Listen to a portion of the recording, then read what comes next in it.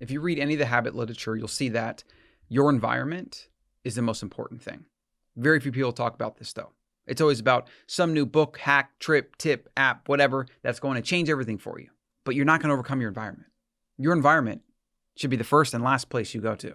If you have friends that eat junk food and you hang out with them, you're more likely to eat junk food. You're also more likely, research shows, to be overweight. There's even some weird correlation they've found where if somebody you grew up with becomes overweight, let's say in adulthood, you're now more likely to become overweight. I mean, I don't know how far you want to take that idea, but it shows the power of your environment, especially people that you're around, and how much they influence your eating decisions and your health decisions and what you do and how much you drink, whether you do or whether you don't, all these different things. If you want to control your health, if you want to get success on any diet, carnivore, paleo, plant-based, it doesn't matter what it is, until you mitigate your environment, until you manage it, curate your environment. Nothing you do is going to be sustainable. There's no such thing as willpower, right? Motivation, willpower, it's all a myth. It's just, what is your environment? Is it harder or easier to do the things that are good for you? So we moved out to the country here in 10 acres. It's out in the middle of nowhere. At times I feel isolated. Yeah, there's a lot of benefits. Obviously, when a virus is going around and there's civil unrest, it's probably good to be outside of a city. Didn't plan for that. That just got lucky.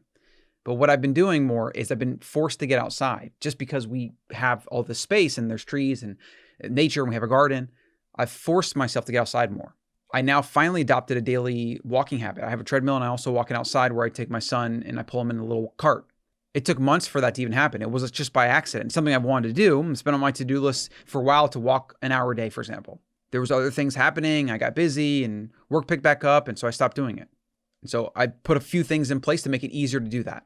I've thought about how I want to spend more alone time with my son, just me and him. And so what could I do? I could take him in the cart. He's super happy when we do that. And he just kind of looking around and he's just content, right? Which for a 2-year-old, you know how active they are and how it's hard to keep them content for any length of time. But when I'm pulling them in that cart, good to go. Walk all the way out, front driveway, down the street and back. It's great. I go with my shirt off, I get some sun. In our last house, I didn't like going in the yard at all. The backyard didn't really have grass. It had this weird like weeds everywhere and it just wasn't inviting at all. So I never went in it. Sometimes I'd go in the front yard, but it was this little patch and then there's a driveway. So I didn't go outside and I didn't walk as much as I should have. Environment. If you live with roommates that keep junk food in the pantry, okay, I don't want to say that. You do have a chance, but you got to figure out some really solid rules. Like maybe keep your food in your room, in your closet or something. So you don't even go in their pantry. Call it their pantry.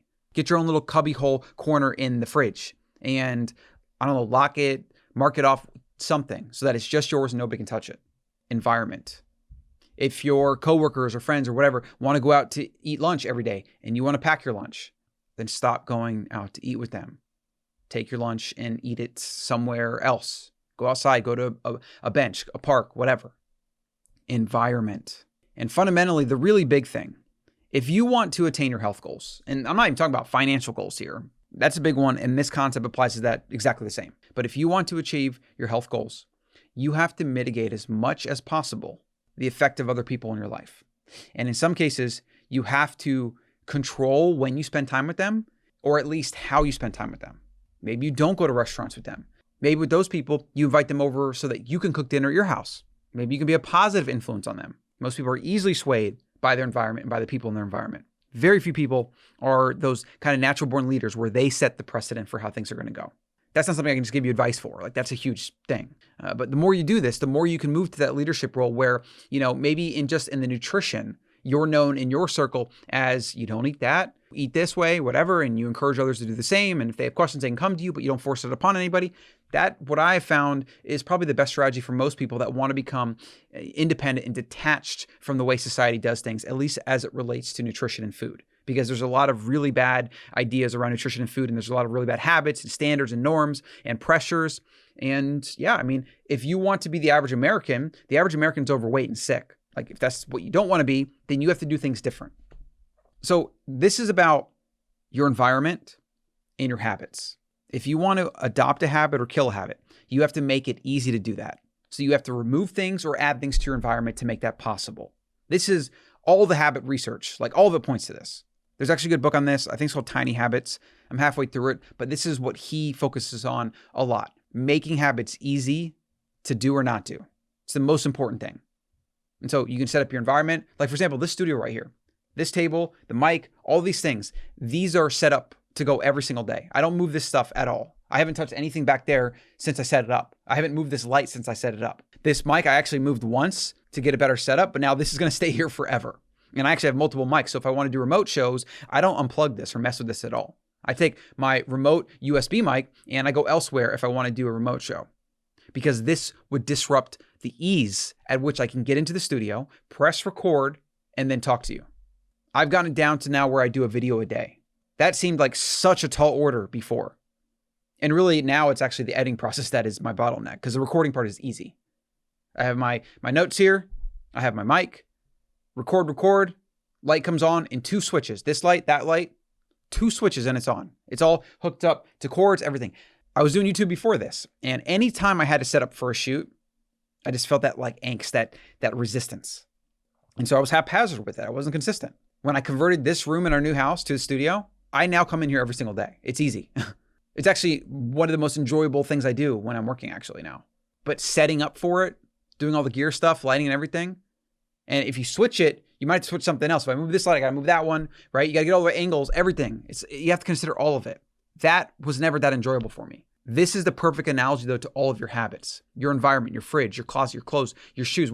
They've done research where if you keep your shoes by the door and if you lay out your workout clothes ahead of time, you're more likely to go to the gym. It's like, that's just absurd. But if you think about it, the activation energy that is required to go to your closet, say, okay, what am I going to wear? And if you're a girl, this is even more probably hard to figure out because you're more conscious of what you're wearing. Guys can kind of like throw in shirt and t-shirt. It's easy to go, but you got to think about it. You got to make a decision. Maybe something doesn't fit the right way. Maybe this is like old shirt doesn't fit or whatever, or that bra doesn't fit. It's like all that is going to be resistance for the thing that you want to do is just go to the gym. You have to control your environment. You have to set up your environment in a way to make things as easy as possible. And I'll give you one final tip on this. This sock, okay, this sock, still fresh. This was a sock I got on Amazon and I liked it. It's got like just enough padding. It goes up just enough. It's a low cut. So I bought a few packs of these. And then as it goes, you throw these in your sock drawer with all the other socks. And then it just becomes a big conglomeration of different socks. And you have to like search around, find the right sock, whatever. You have like these other color socks that you like don't like to wear as much, but these are dirty. So you go to that one and it just becomes a drain. It's a drain on organization. It's a drain on energy to think about it, to consider it, to look for it. So what I did is I bought, probably 5 packs of these, like a 12-pack, 5 12-packs or 4 12-packs or something. And then I threw away every other sock or gave them away. It seems like a small thing. When I think about it, and I think about how it's made my life simpler and easier, and I don't waste any time on something that ultimately doesn't matter at the end of my life. I don't care about my socks or my drawer or anything like that. This isn't a fashion statement. This is just pure utility. I always feel good about the fact that I made that decision. And honestly, I think my next step is probably going to be to do the same for my wardrobe because I have way too many clothes and they sit there half the time. And, picking something out takes a lot of mental energy. And there's a lot of research around this. They call it decision fatigue. At the beginning of the day, you have a bunch of energy for decisions. As you go about your day, it makes it harder. I know that when I'm working really hard and I put in a 12-hour day, let's say I fasted the whole day, and so my appetite builds up a little bit, I usually make worse decisions on those days. Like those are the days where I'm like, F it, let's get pizza. Decision fatigue. I hope you took away something. At the very least, consolidate your sock drawer. It'll literally change your life. And I kind of feel like it has changed my life. Like it's a small way that it's changed, but it has changed my life. Figure out your environment, document it, look at it, think about it, sit in your kitchen for 5-10 minutes and just look around, right? Make a conscious effort to mitigate your environment, remove things that are not productive, and then add things that are productive, add things that make it easier to stick to your habits and routines. This is the key to all of habit formation and habit breaking. This is it. It's environment. And unfortunately, when it comes to people, if you want to live a different life than your friends and family, than what they do, if you want to have a unique life, a better life in some way, whether it's food, nutrition, finances, whatever, you have to mitigate the ways that they influence you, right? Whether on purpose or on accident. You have to mitigate it to the best of your ability. You might even have to, with some people, change how much time you spend with them and how you spend time with them. And then you have to, again, curate your environment to be productive for the things that you want out of life. Life is short. People die every single day. We should all be trying to live for ourselves. That's the only way you're going to give your gifts to the world and to those around you and be the best version of yourself. And you only get one choice. And fundamentally, people around you don't really care. Everyone's so afraid to make choices for their life because they're afraid of what other people might think or say. It is tragic that people do that. People go into bad careers, bad relationships, and they stay in things they shouldn't, and they don't make changes that they should because they're afraid of what other people might think or say.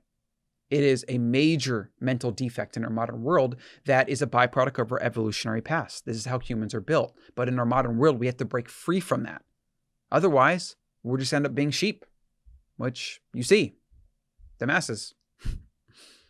Like, subscribe, and do something with today's information. Hey, Colin here. Got a freebie for you. Click on the button below to go to the ancestralmind.com and download the 7 Principles of Living Wild. This is a short PDF that's got some of the main principles, such as real food, sleep, movement, and a couple more that are going to help you live more ancestrally in accordance with your genes.